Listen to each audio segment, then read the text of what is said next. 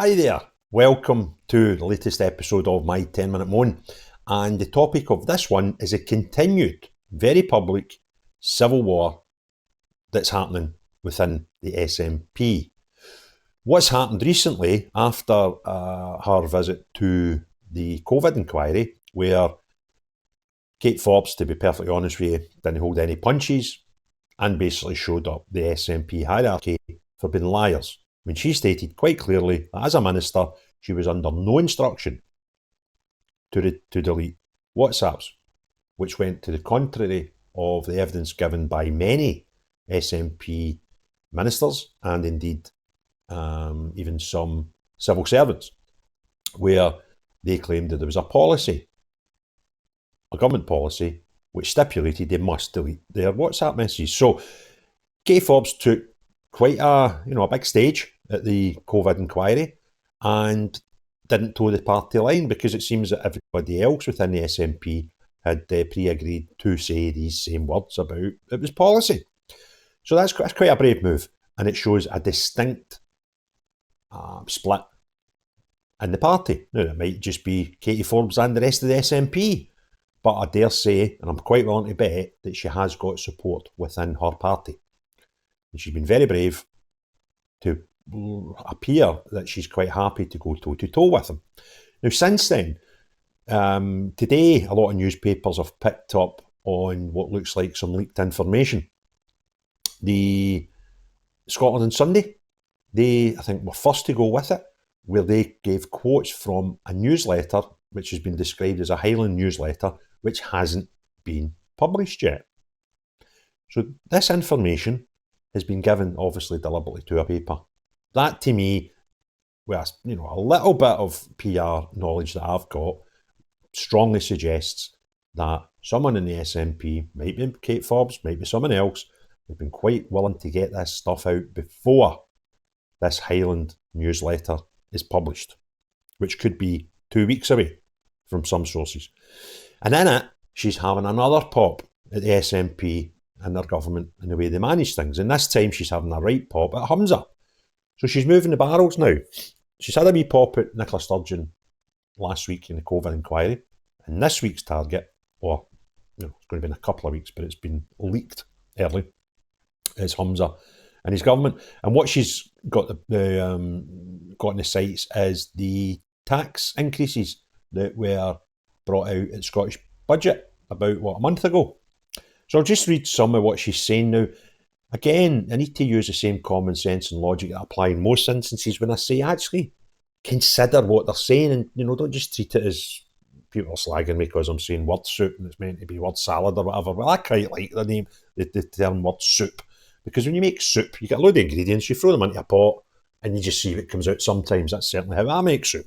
So there's always a bit of word soup in these things, and you have to actually consider closely what each word and sentence is actually saying.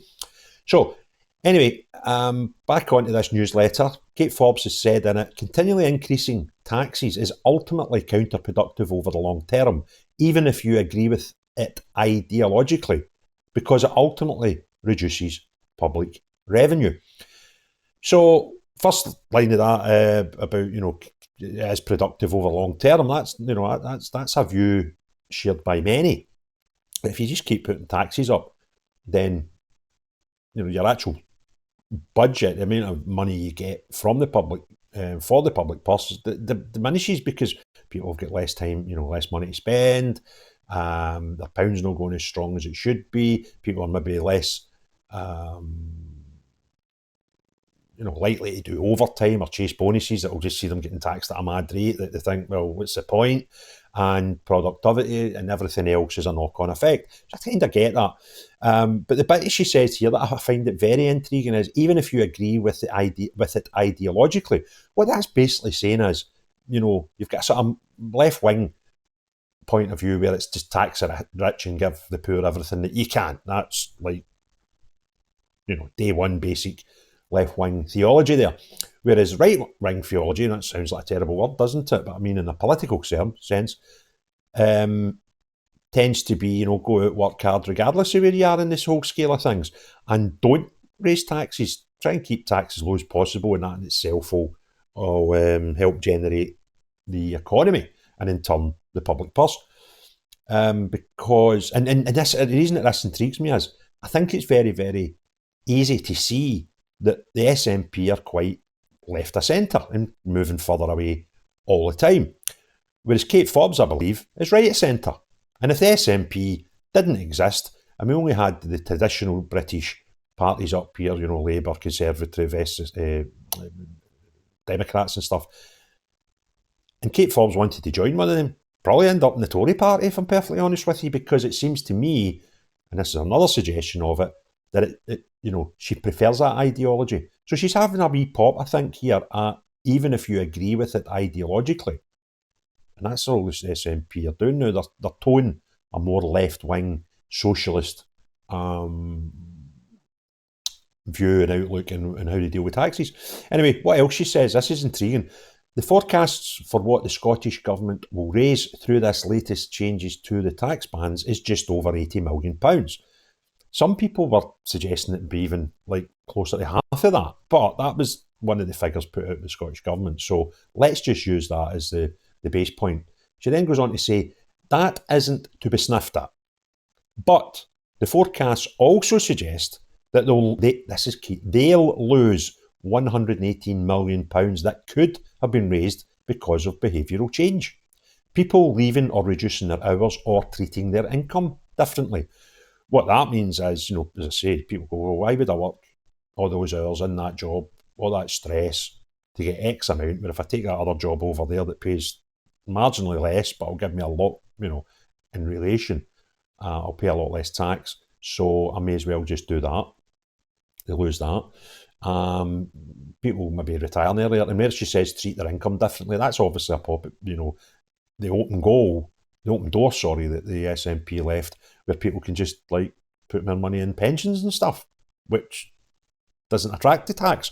So, there's a lot there, but the key word in there, and again, dissect everything is, whereas they'll lose 118 million. Not us, not SNP, not government. They'll lose. If anybody can see a split here, that one word proves it to you. They'll lose. Not us, not me. They'll lose. So, there you go. That illustrates that we need to invest in people, in job creation, and in better wages. That way, tax will increase. That makes sense. You get more people working, more people earning. Even if you don't change the tax brackets, etc., that SNP have done, then the public purse gets bigger because everybody pays a bit of tax. So, she seems to be of the thought, somewhat myself, get more people working instead of getting more people to pay more in tax. Miss Forbes added, I am constantly going on about tax base. What I am really talking about is people.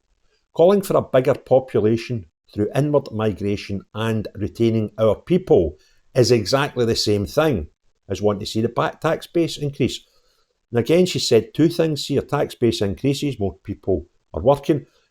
You don't actually need to bring more people in. I think the figure is something like 20% of young adults within a certain age bracket in Scotland have never worked. That's a scary stat. If you could find a way of enticing these people to go to work, then tax increases, public purse is better, there's more money out there in the public domain, and guess what? The economy grows. And what she's saying is migration and retaining your people is exactly the same thing. What she's not saying here is we need to bring people in. What she's also not saying is I'm going totally against the SNP philosophy of open the doors and welcome in, come in. But there's a suggestion there, if you read it and read it carefully, that I don't think our Kate's that bothered about migration. Just retain the people we've got and try and get them, the ones that are already here, to go and work. So, there you go. There's a lot of, let's see if there's any more quotes by her. So there you go. That's what Kate's saying, having a pop at the SNP government for their tax increases. And just an obvious split in the party. This is a party that seems to be without a rudder right now. And I think it's safe to expect Kate Forbes will not be alone here. But as it stands just now, she seems the only one willing to stand up and go against the party policy and the party line. And that's actually in itself very encouraging, because for a long, long time, whatever the SNP decided to say, the SNP said en masse without any single dissenter. And I actually think it's part of their constitution that they're not allowed to, especially when it comes to voting. They've got to toe the party whip. But I've always felt, how can you have all these people that have exactly the same thoughts? It's just insane, and it backs up this cult theory that I've had for a long time. And I doubt Kate Forbes will be the same. And long way to continue, because if the SNP start internally arguing like this, it will create a bit of unrest. It will affect their votes. And even without this unrest, it'll affect their votes. And it's possibly because the votes are getting affected and can be affected in the next two elections, that people within the party are saying, hold on a minute, this isn't working. We need to try and protect seats and, the power that we've got. And I'm just kind of lapping it up. I think it's great. And I think if you to try and accept it, and suggest Kate Forbes is the only person within their party that's not entirely happy right now, would take a lot of convincing. So, great. SNP want to follow each other. Civil war, crack on, bring it on. Get yourself ready. Westminster, call an election, please, so Scottish public can go and vote and show these people what we think of them by giving them less seats at Westminster. That would be a start. The right thing to do would be, you've got a leader there that's now been questioned by within his own party, is to have an election at Holyrood and let the Scottish public either show faith in the leader of the SNP, who is our First Minister, Humza Yousaf, or not. Because how many times through all the different changes in the Tory party leadership recently that obviously led to a new Prime Minister, how many times did that happen and we heard that they've got no mandate to make decisions, nobody voted them in, all this sort of nonsense? Well, the SNP are doing the exact same now with Holyrood. So, the right thing would be doing is to have a Scottish government election just now. They won't do that. They're not a chance. They'll be hanging on till the very last minute, which is probably about 2 years away. So the next chance the Scots are going to have to vote is in a general election at Westminster. And I'd love that to get called right now. Sooner the better. Then the Scots, as soon as that date, by the way, as soon as that date is decided for the next election, which is most likely to be Westminster, people like me, we really start. And we will really start to show the Scottish public why these people should not be entrusted with your vote to go down to Westminster and do what's best for you. And that doesn't even just apply to unionists. This applies to nationalists as well, because they've had 16, 17 years of the majority of power. And they've even failed you guys. They've failed the rest of us by the way we live up here, living conditions, the state of the health service, state of the roads, higher taxes, all this nonsense. So they've failed everybody. But they have also failed nationalists, because they were in a great position and made an arse of it. They lost a referendum that they could have won if they just convinced a wee bit more people that what they were saying was true, but they didn't convince enough. And the referendum for them was lost. I loved it. So here we go. Give us an election either way, and then people like me really trump up, rank up the volume, and we start trying to talk people. And me personally, I'll be right at it, and my job will then be to hopefully help convince the Scottish public not to return them to the most seats in Westminster. It'd be great. Hope you enjoyed the video. If you do, thumbs up. If you want to subscribe and see more, please do so. Join us in the comments. It's always good to hear everybody's feedback. But most importantly of all, have a great day. Bye now.